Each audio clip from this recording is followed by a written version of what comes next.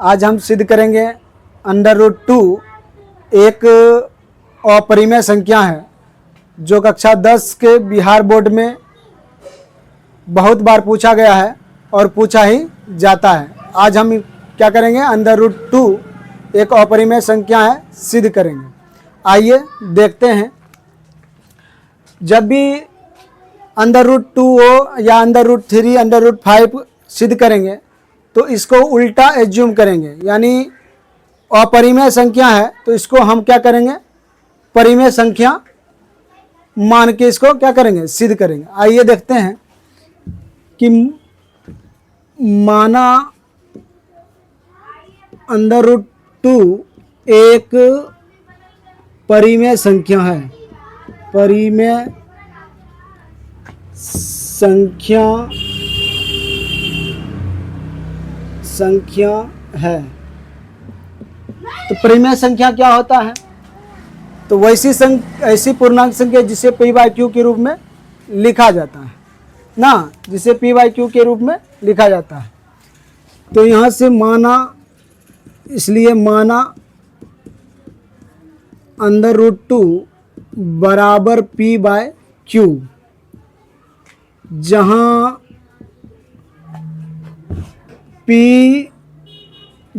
q does not equal to क्या हो, 0। p एवं q एक सह अभाज्य संख्या है।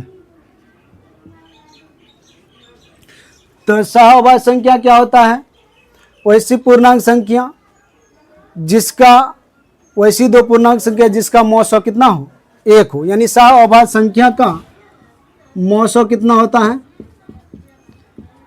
1 होता है। मौसौ बराबर क्या होता है, 1 ना।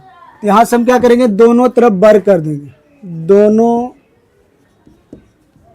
तरफ वर्ग करने पर, तो दोनों तरफ वर्ग कर रहे हैं, यानी √2 का है स्क्वायर बराबर p/q का स्क्वायर।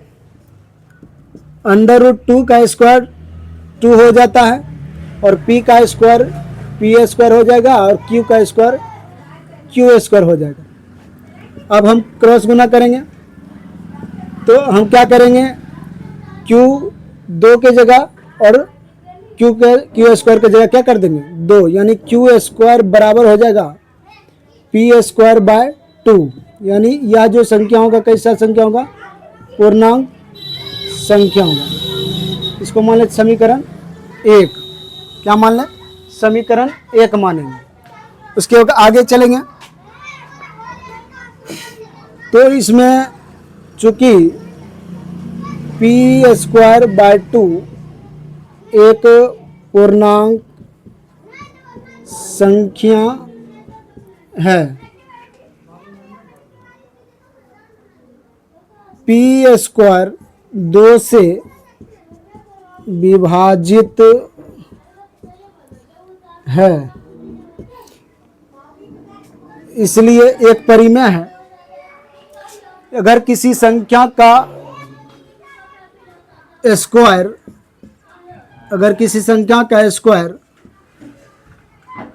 अगर उस संख्या से कटता है तो वह संख्या भी कटेगा। यानी किसी संख्या का वर्ग अगर विभाजित करता है तो वह संख्या भी क्या करेगा, उसको विभाजित करेगा। तो अगर p² 2 से विभाजित है तो p भी 2 से विभाजित होगा। p भी क्या हो जाएगा, 2 से विभाजित हो जाएगा, यानी पूरा कट जाएगा। तो आइए आगे देखते हैं। यानी p अगर 2 से विभाजित है तो K1 बार में माना के 1 बार में क्या हो गया, विभाजित हो गया। अब इसके नीचे कुछ नहीं था, एक क्रॉस गुना करेंगे, यानी P बराबर हो जाएगा 2K1। इसको मान लेंगे समीकरण 2। तो 2K1 को यानी P का मान जो है हम समीकरण 1 में रख देंगे। P का मान कहाँ रखेंगे, समीकरण 1 में, यानी समीकरण 1 में P का मान रखने पर, तो यहाँ से है Q स्क्वायर बराबर P स्क्वायर बाय 2। तो P की जगह कितना है 2K1, इसका स्क्वायर बाय क्या 2, यानी Q स्क्वायर बराबर हो जाएगा 2 का स्क्वायर 4 हो जाएगा, और K1 का स्क्वायर हो जाएगा बाय कितना 2। 2 से 2 बार में कैंसिल हो गया, यानी Q स्क्वायर बराबर हो जाएगा 2K1 का होल स्क्वायर। अब 2 इसके साथ गुना में इधर आएगा तो किस में हो जाएगा, भाग में, यानी Q स्क्वायर बाय 2 बराबर हो जाएगा K1 का स्क्वायर, यानी यहाँ से हो जाएगा K1 का स्क्वायर बराबर Q स्क्वायर बाय 2। फिर वही बात हम लिख देंगे, क्या लिखेंगे कि चूंकि Q स्क्वायर बाय 2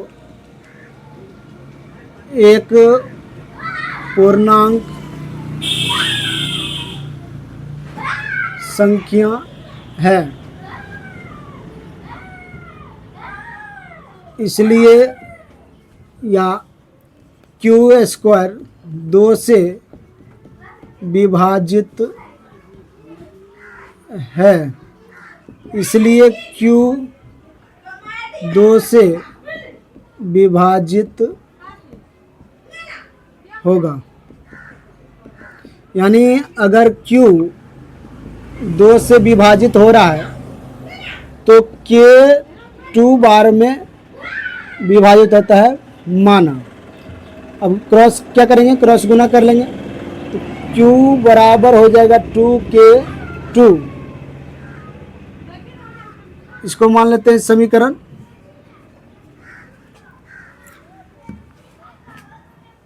यहाँ समीकरण 3 मान लेते हैं ना।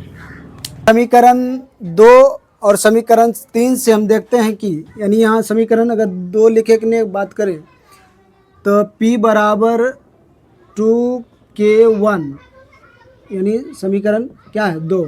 यहाँ से देखते हैं कि दोनों का उभयनिष्ठ गुणनखंड क्या है 2 आता है, जबकि हमने माना था कि P एवं Q एक कैसी संख्या है, सहभाज्य संख्या, यानी सहभाज्य संख्या कहने का मतलब है जिसका मौसो 1 होना चाहिए। यहाँ यानी हम तो यहाँ से लिखेंगे समीकरण 2 एवं समीकरण 3 से स्पष्ट है कि 2 P एवं Q का उभयनिष्ठ गुणनखंड है, उभयनिष्ठ गुणनखंड है, जबकि हमने माना था कि P एवं Q एक सहभाज्य संख्या है, सहभाज्य संख्या यानी कि जिसका मौसो क्या हो 1 हो, लेकिन यहाँ उभयनिष्ठ गुणनखंड क्या आ रहा है, यानी 2 आ रहा है। तो अतः मेरा मानना गलत है, इसलिए √2 एक अपरिमेय संख्या है। यानी हमने सिद्ध कर दिया कि √2 कैसी संख्या है, अपरिमेय संख्या है। तो इसी प्रकार जो है हम √3 √5 का भी हल कर सकते हैं ना। इस तरह से जो है आप हल करिएगा और आप